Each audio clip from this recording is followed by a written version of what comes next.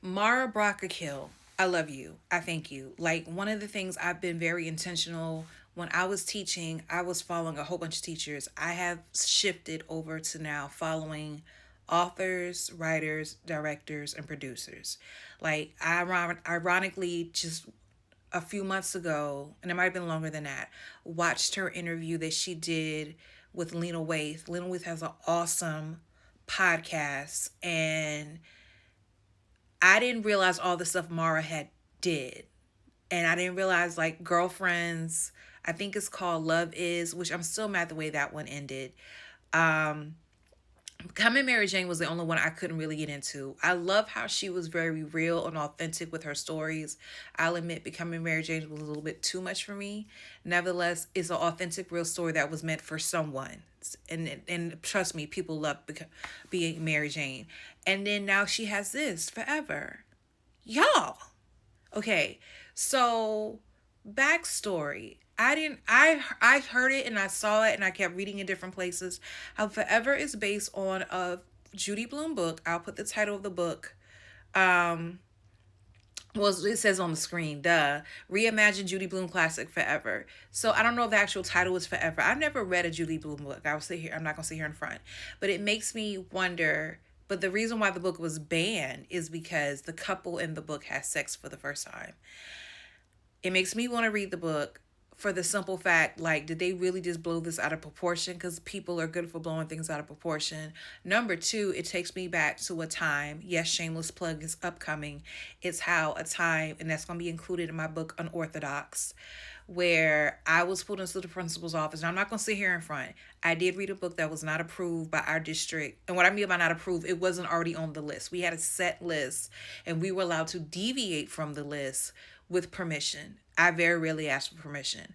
But instead of the person who snitched on me saying, well, Ryan, why did you decide to read this book? And maybe you should read this book. She immediately reported me to the principal, who the principal immediately reported me to the district office. And I had to have a meeting about how we don't teach alternative lifestyles. Because in the book, November's Blues by Sharon Draper, um, she realizes within the first chapter she is pregnant by her dead boyfriend, and she was supposed to be on her way to Cornell University next year. And here I am pregnant, and I'm the scholar. I never make a mistake, and I made the mistake of 15 minutes of my life, and now I'm about to have another life.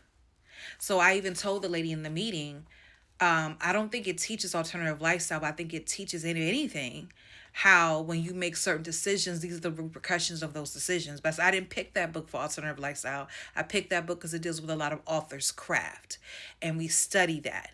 Now, of course, I was told I couldn't read it. My kids were upset, yada, yada, yada. We'll talk about that more later. But the point I'm trying to make is, um, notice the premise here. Again, books are banned because you don't want your kids to hear about something that you feel like will upset them. Then just don't let them read the book. Okay, I digress. So, Mara, again, I love you. So, while I'm sitting here watching this, I have poem titles going through my head, book titles going through my head, scripts I'm like, I need to write. Like, I am so inspired by this series because we need more series, love stories that have us represented in it. Like, I get tired of hearing about these different places like the Outer Banks, love shows we grew up on, but they were all white. When do we get the all black cast with people hanging out and doing high school things? This is it. This is it. Can we have more of this? Okay. The family structure, the family dynamic with both sides of the family. I love the way Keisha, her grandfather, dotes on her, watches out for her. I love how Keisha's mom, of course, is looking out the best for her. And Keisha's mom knows more than she's willing to admit, but yet Keisha's not being upfront what's going on with her. I love Justin. I love how awkward he is. I love how he's comfortable being him, but at the same time, he's still navigating some things. I love his family dynamic with his mom and his dad and his little brother. More so than him and his dad, because the mom is really uptight, which really reminds me of my book Reverse, which I'm gonna mention that in a minute. The mom is really uptight, but the dad is like, chill out. He's a dude, but he understands his son because he is a man. That whole dynamic is so beautiful. So you have Keisha and Justin. Justin is reluctantly let by his parents to go to this party. Okay. On New Year's Eve, he ends up seeing Keisha, is immediately smitten by her, but he sees her, doesn't realize this is my childhood friend from back in the day. Okay.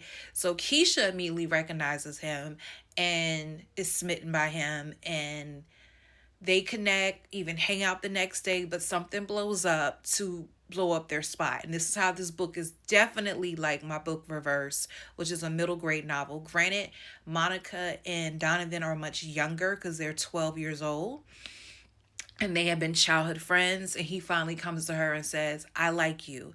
Granted, Keisha and Justin were friends in kindergarten, and then they end up going to different schools.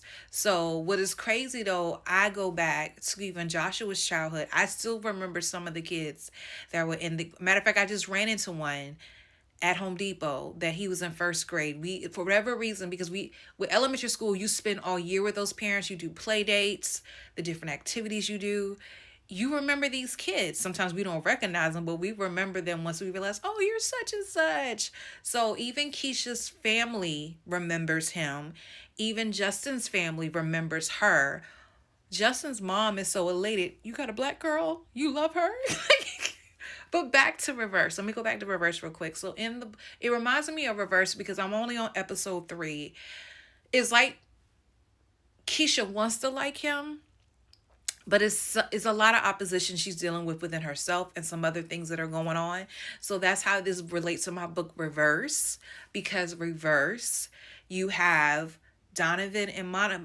Donovan finally fesses up, I like you, and Monica's like, I don't know about this because number one, you've been my best friend, you're the only boy that's allowed in my room to hang out with, and we just hang out and we just have fun, and my daddy be tripping.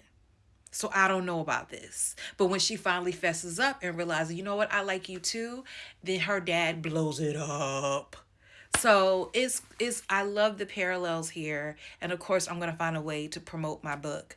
Cause I watch how my other author friends or my author colleagues were promoting their books through the Met Gala. I couldn't think of anything. But I'm glad I'm able to pull this in.